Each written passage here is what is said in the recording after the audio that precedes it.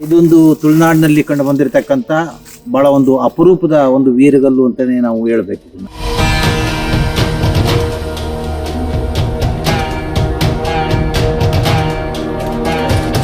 ಕುಂದಾಪುರ ತಾಲೂಕಿನ ಒಕ್ವಾಡಿ ಗ್ರಾಮದ ದ್ಯಾಗಳಮನೆ ಆವರಣದ ಹೊರಭಾಗದಲ್ಲಿ ಅಪರೂಪದ ಜಿಂಕೆ ಬೇಟೆಯ ವೀರಗಲ್ಲು ಪತ್ತೆಯಾಗಿದೆ.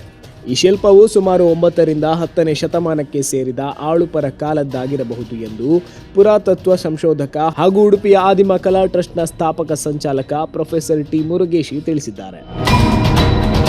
ಸ್ಥಳೀಯ ನಿವಾಸಿ ಕವಿತಾ ಕುಲಾಲ್ ನೀಡಿದ ಮಾಹಿತಿಯ ಆಧಾರದ ಮೇಲೆ ಆದಿಮ ಕಲಾ ಟ್ರಸ್ಟ್ ತಂಡವು ಸ್ಥಳಕ್ಕೆ ಭೇಟಿ ನೀಡಿ ಪರಿಶೀಲನೆ ನಡೆಸಿದ ವೇಳೆ ಈ ಐತಿಹಾಸಿಕ ವೀರಗಲ್ಲು ಬೆಳಕಿಗೆ ಬಂದಿದೆ.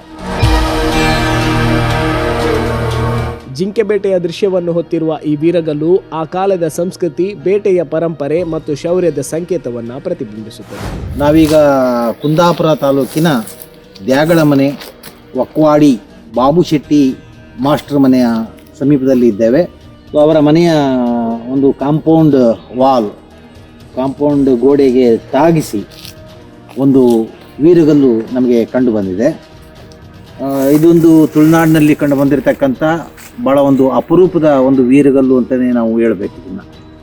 ಈ ವೀರಗಲ್ಲಿನಲ್ಲಿ ಮೇಲೆ ನೋಡಿ ಒಂದು ಪಟ್ಟಿ ಇದೆ, ಮಧ್ಯಭಾಗದಲ್ಲಿ ಒಂದು ಪಟ್ಟಿ ಇದೆ, ಕೆಳಭಾಗದಲ್ಲಿ ಒಂದು ಪಟ್ಟಿ ಇದೆ. ಅಂದರೆ ಒಟ್ಟು 3 ಪಟ್ಟಿಗೆಗಳನ್ನು ಮಾಡಿಕೊಂಡು ಇಲ್ಲಿ ಶಿಲ್ಪಗಳನ್ನು ಚಿತ್ರಿಸಿರೋದನ್ನು ನಾವು ನೋಡ್ತೇವೆ. ಇಲ್ಲಿ ಕೆಳಗಿನ ಪಟ್ಟಿಯಲ್ಲಿ, ಈ ವೀರಗಲ್ಲಿನ ಕೆಳಗಿನ ಪಟ್ಟಿಯಲ್ಲಿ ಇಬ್ಬರು ವೀರರು, ಅವರು ಯೋಧರಲ್ಲ, ವೀರರು, ಅವರು 2 ಬೇಟೆ ನಾಯಿಗಳ ಜೊತೆಯಲ್ಲಿ ಬೇಟೆಗೆ ಹೊರಡ್ತಾ ಇರತಕ್ಕಂಥ ಒಂದು ಚಿತ್ರಣವನ್ನು ನಾವು ಕೆಳಗೆ ನೋಡ್ತಾ ಇದ್ದೇವೆ.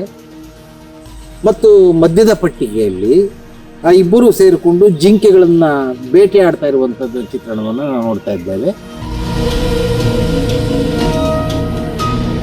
ದ್ಯಾಗಳಮನೆ ಈ ಏರಿಯಾದಲ್ಲಿಯೂ ಕೂಡ ಒಂದು ಕಾಲದಲ್ಲಿ ಈ ಕೊಂಬಿನ ಜಿಂಕೆಗಳು ವ್ಯಾಪಕವಾಗಿ ಇದ್ದು ಅಂತ ಕಾಣ್ತದೆ.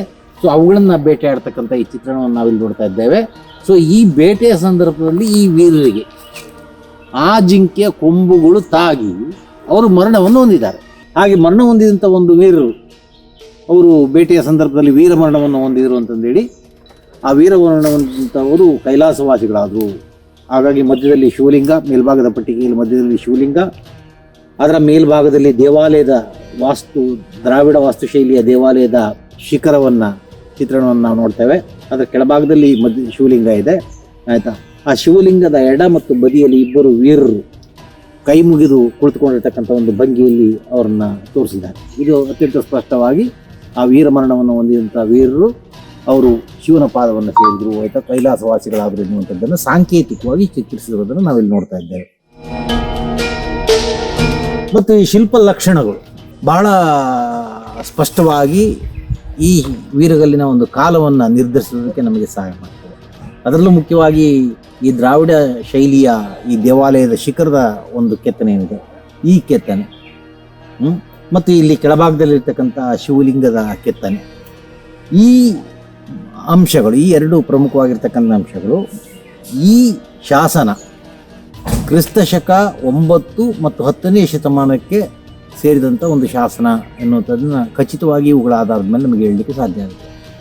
9-10ನೇ ಶತಮಾನದ ಶಾಸನ ಆಗಿರೋದ್ರಿಂದ ತುಳುನಾಡಿನಲ್ಲಿ ಆಳ್ವಿಕೆ ಮಾಡಿದಂಥ ಆಳುಪರ ಕಾಲದ ಒಂದು ಅತ್ಯಂತ ಅಪರೂಪದ ಒಂದು ಬೇಟೆಯನ್ನು ಚಿತ್ರಿಸ್ತಕ್ಕಂಥ ಒಂದು ಶಾಸನ ಇದು.